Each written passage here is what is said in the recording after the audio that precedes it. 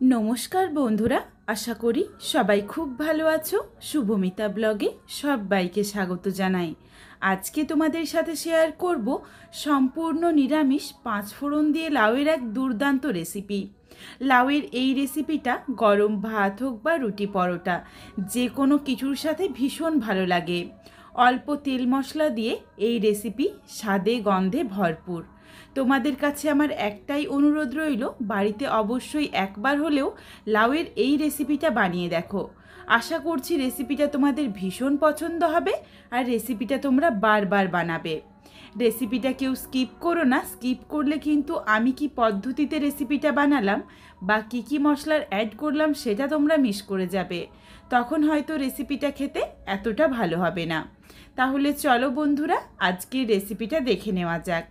প্রথমে এখানে আমি একটা লাউ নিয়ে নিয়েছি। লাউয়ের খোসাটা ছাড়িয়ে নিয়ে গোটা অবস্থাতে ধুয়ে নিয়েছি। লাউটা কাটার পর আর ধোবো না, তাহলে কিন্তু লাউ থেকে আরও অনেকটা বেশি পরিমাণে জল ছাড়তে শুরু করবে। লাউটা যতটা কচি হবে ভেবেছিলাম অতটা কিন্তু কচি হলো না, অল্প অল্প বীজ হয়ে গেছিলো। তবে বীজগুলো বেশ নরম ছিল, অসুবিধে নেই। তোমরা পারলে কিন্তু একদম কচি লাউটা ব্যবহার করো। লাউগুলো ছোট্ট ছোট্ট করে টুকরো করে কেটে নিয়েছি। আর এই রেসিপিটার যেটা মূল উপকরণ সেটা হলো 5 ফোড়ন। 5 ফোড়ন নিয়ে নিয়েছি 1 চামচ পরিমাণে। প্রথমে আমি কড়াই গরম করে দিয়ে দিলাম 1 চামচ পরিমাণে 5 ফোড়ন। 5 ফোড়নের সাথে দিয়ে দিচ্ছি 1 চামচ পরিমাণে গোটা জিরে। এখানে আমি মাঝারি সাইজের একটা লাউ ব্যবহার করেছি, সেই বুঝে মশলাটা দিচ্ছি। এরপর তোমরা যদি লাউয়ের পরিমাণটা আরও কমিয়ে বা বাড়িয়ে নাও, সেই ক্ষেত্রে কিন্তু মশলার পরিমাণটাও তোমাদের কমিয়ে বা বাড়িয়ে নিতে হবে। গ্যাসের ফ্লেম একদম লোতে করে অনবরত নাড়াচাড়া করে মশলাগুলো ভেজে নিচ্ছি। মশলাটা যাতে কোনোভাবে পুড়ে না যায় এদিকে খেয়াল রাখতে হবে, কারণ মশলাটা পুড়ে গেলে এই রেসিপিটার সাথে একদম ভালো লাগবে না।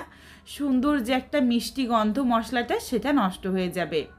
সুন্দর দেখো হালকা একটা লালচে রং ধরে গেছে। এরপর মশলাটা আমি প্লেটে নামিয়ে রাখলাম। মশলাটা একটু ঠান্ডা করে নিচ্ছি। কড়াইটা একটু কাপড়ে করে মুছে পরিষ্কার করে নিলাম। এরপর ওই কড়াইয়ের মধ্যে দিয়ে দিচ্ছি 1 থেকে 2 চামচ পরিমাণে সর্ষের তেল। সর্ষের তেলেই কিন্তু পুরো রান্নাটা করতে হবে, সাদা তেলের রেসিপিটা বানালে একদম ভালো লাগবে না খেতে। তেলটা কড়াইয়ের চারিদিকে লাগিয়ে নিলাম। এরপর দিয়ে দিলাম বিউলির ডালের বড়ি 1 মুঠো। বড়িটা দিয়ে অনবরত নাড়াচাড়া করে সুন্দর লালচে রং ধরিয়ে ভেজে তুলে রাখছি। তোমরা চাইলে কিন্তু তোমাদের পছন্দ মতো বড়ির পরিমাণটা আরও বাড়িয়ে বা কমিয়ে নিতে পারো। তবে যদিও এটা নিরামিষ রেসিপি, বড়ি না দিলে কিন্তু এতটা ভালো লাগবে না। চেষ্টা করবে বড়িটা দেওয়ার, তবে একদমই যদি হাতের কাছে বড়িটা না থাকে তাহলে তোমরা বড়িটা বাদ দিতে পারো। কড়াইয়ের মধ্যে 2 চামচ পরিমাণে সর্ষের তেল গরম করে নিয়েছি। ফোড়নে দিচ্ছি শুকনো লঙ্কা, তেজপাতা, সামান্য একটু গোটা জিরে, অল্প একটু 5 ফোড়ন আর দিয়ে দিচ্ছি খুবই সামান্য পরিমাণে রাই সর্ষে। এখানে আমি আমার পছন্দ মতো ফোড়নের ব্যবহার করেছি।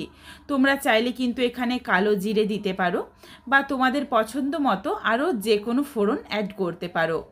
অনবরত নাড়াচাড়া করে ফোড়নটা ভেজে নিয়েছি। ফোড়ন থেকে একটা যখন মিষ্টি গন্ধ এসেছে তখন দিয়ে দিচ্ছি 1 চিমটি পরিমাণে হিং। হিংটা দেওয়ার পর সাথে সাথেই কিন্তু কেটে রাখা আলুগুলো দিয়ে দিতে হবে, নইলে হিংটা পুড়ে যেতে পারে। আর হিং যদি পুড়ে যায় তখন কিন্তু রেসিপিটা খেতে ভালো লাগবে না। আলু এখানে আমি বড় সাইজের একটা দিয়েছি, বেশ ছোট্ট ছোট্ট করে টুকরো করে কেটে দিয়েছি। সামান্য একটু লবণ দিয়ে দিলাম আলুর স্বাদ অনুযায়ী। এরপর আলুগুলো নাড়াচাড়া করে একটু ভেজে নিচ্ছি। এখানে দেখো মশলাটা ঠান্ডা হয়ে গেছে। মিক্সিং জারের মধ্যে নিয়ে মশলাটা গুঁড়ো করে রাখলাম। ওই মিক্সিং জারে দিয়ে দিচ্ছি একটা কাঁচা লঙ্কা, 1 ইঞ্চ পরিমাণ আদা কুচি। এগুলোকে সামান্য একটু জল দিয়ে একদম মিহি করে পেস্ট করে নেব।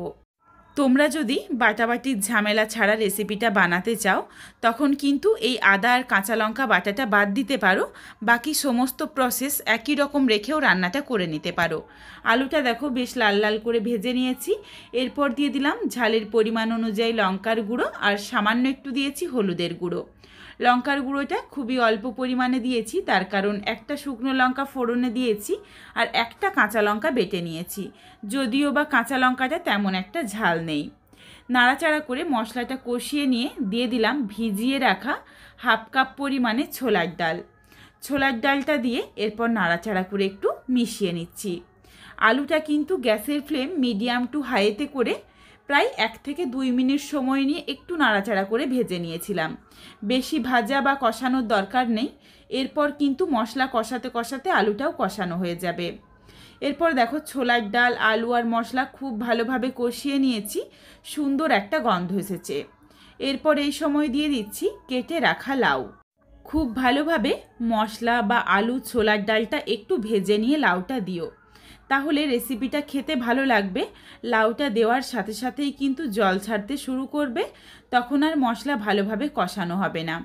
এই জন্য খুব ভালোভাবে আলু মশলাটা কষিয়ে নিলে রেসিপিটা যেমন দেখতে ভালো হয় তেমন খেতেও বেশ ভালো লাগে। স্বাদ অনুযায়ী আবারও অল্প একটু লবণ দিয়ে দিয়েছি। এরপর নাড়াচাড়া করে লাউটা ভালোভাবে মিশিয়ে নিচ্ছি। এরপর লাউটা দেওয়ার পরই ঢাকনা দিয়ে একটু ঢেকে দিচ্ছি আর গ্যাসের ফ্লেম মিডিয়াম টু হাইতে করে লাউটা একটু নাড়াচাড়া করে নিচ্ছি, প্রায় মিনিট 3-4 সময় নিয়ে। মিনিট 3-4 সময় নিয়ে নাড়াচাড়া করছি আর তলা থেকে দেখো অল্প অল্প করে জল ছাড়তে শুরু করেছে। এতটা লাউয়ের রেসিপির মধ্যে তেলের পরিমাণও খুবই সামান্য দিয়েছি আর মশলাটাও দেখেছো কতটা অল্প পরিমাণে দিয়েছি, কিন্তু বিশ্বাস করো রেসিপিটা কিন্তু খেতে দুর্দান্ত হবে। বেশ অনেকটা পরিমাণে জল ছেড়ে এসেছে, প্রায় 3-4 মিনিট একটু নাড়াচাড়া করে নিয়েছি। এরপর এর সাথে দিয়ে দিচ্ছি ভেজে গুঁড়ো করে রাখা মশলার অর্ধেকটা, বাকি অর্ধেকটা রেখে দিলাম আমি পরে ব্যবহার করব। মশলাটা দিয়ে লাউয়ের সাথে আবারও খুব ভালোভাবে মিশিয়ে নিচ্ছি। এরপর ঢাকা চাপা দিয়ে লাউটা সেদ্ধ করে নেব। আর এইভাবে যদি মশলাটা দেওয়া হয় তাহলে কিন্তু লাউয়ের সাথে খুব ভালোভাবে কষানো হয়ে যায়, রেসিপিটা স্বাদ ও গন্ধ ভীষণ ভালো আসে। লাউয়ের জলটা দেখো বেশ অনেকটা শুকিয়ে গেছে আর লাউগুলোও সুন্দরভাবে সুসেদ্ধ হয়ে গেছে। এরপর তোমাদের আমি কয়েকটা ছোলার ডাল ভেঙে দেখিয়ে দিই। ছোলার ডালগুলো দেখো ঠিক এইভাবে ভেজে কষিয়ে রান্না করতে করতেই লাউয়ের সাথে সুন্দরভাবে সেদ্ধ হয়ে গেছে। ডালগুলো গোটা রয়েছে অথচ হাতে করে চাপ দিলেই সুন্দরভাবে নরম হয়ে গেছে। এরপর এর সাথে দিয়ে দিচ্ছি ভেজে রাখা বড়ি। অল্প অল্প যেটুকু জল রয়েছে বড়িটার মধ্যে কিন্তু অল্প একটু জল টেনে নেবে। বড়িটা দিয়ে নাড়াচাড়া করে মিশিয়ে নিলাম। এরপর এর সাথে দিয়ে দিচ্ছি 1 চামচ পরিমাণে টমেটো কেচাপ। লাউয়ের রেসিপিতে কুচনো টমেটো বা টমেটো বাটার ব্যবহার করা যায় না, তার কারণ প্রথমে যদি টমেটো দেওয়া হয় ভেজে তখন কিন্তু লাউটা ভালোভাবে সেদ্ধ হবে না আর শেষে দিলে কিন্তু কাঁচা রয়ে যাবে। এই জন্য এইভাবে যদি 1 চামচ পরিমাণে রেসিপিটা রেডি হয়ে যাওয়ার পর টমেটো কেচাপ দিয়ে দাও, রেসিপিটা খেতে কিন্তু দুর্দান্ত লাগে। খুব ভালোভাবে মিশিয়ে নিয়েছি। এরপর দিয়ে দিলাম 1 চামচ পরিমাণে চিনি। চিনিটা অতি অবশ্যই দিও, নইলে টেস্টটা ব্যালেন্স হবে না। চিনি দিয়ে নাড়াচাড়া করে মিশিয়ে ঢাকনা দিয়ে ঢেকে রেখেছিলাম। আবারও দেখো অল্প অল্প করে জল ছেড়েছে। রেসিপিটা শুকনো করব না, এরপর নাবিয়ে নেব। নাবিয়ে নেওয়ার আগে দিয়ে দিলাম ভেজে গুঁড়ো করে রাখা মশলা। মশলাটা দিয়ে নাড়াচাড়া করে মিশিয়ে নিয়েছি। এরপর গ্যাসের ফ্লেমটা অফ করে দিয়েছি, নইলে মশলার স্মেলটা নষ্ট হয়ে যাবে। গ্যাসটা বন্ধ করে দিচ্ছি আর ওপর থেকে তেজপাতাগুলো তুলে ফেলে দিলাম। এরপর ঢাকনা দিয়ে ঢেকে রাখছি 5 মিনিটের জন্য, যাতে মশলার ফ্লেভারগুলো ভালোভাবে রেসিপিটার সাথে মিশে যায়। রেসিপিটা দেখো দুর্দান্ত দেখতে হয়েছে। একদম অল্প তেল মশলার মধ্যে ভীষণ সুন্দর একটা গন্ধ এসেছে। এরপর এই রেসিপিটা গরম ভাত হোক বা রুটি পরোটা যে কোনো কিছুর সাথেই দুর্দান্ত লাগবে। বাড়িতে লাউয়ের এই রেসিপিটা একবার হলেও বানিয়ে আমায় কমেন্ট করে জানাতে ভুলো না কিন্তু রেসিপিটা তোমাদের কেমন লাগলো। রেসিপিটা তোমাদের যদি ভালো লাগে তাহলে লাইক করো, শেয়ার করে বন্ধুদের দেখার সুযোগ করে দিও। তোমরা যদি এই রকম নিত্য নতুন রেসিপি আরও পেতে চাও তাহলে অবশ্যই আমার চ্যানেলটিকে সাবস্ক্রাইব করে পাশে থাকা বেলটি অন করে অল নোটিফিকেশান অন করে দিও, যাতে আমার প্রত্যেকটা রেসিপির নোটিফিকেশান সবার প্রথমে তোমাদের কাছে পৌঁছে যায়। আবারও খুব শীঘ্রই হাজির হচ্ছি নতুন কোনো এক রেসিপি নিয়ে। পরবর্তী রেসিপি দেখার আমন্ত্রণ রইল। পুরো ভিডিওটা দেখার জন্য অনেক অনেক ধন্যবাদ। তাহলে আজকে আসি, সবাই ভালো থেকো, সুস্থ থেকো। আবারও খুব শীঘ্রই হাজির হচ্ছি নতুন কোনো এক রেসিপির সাথে।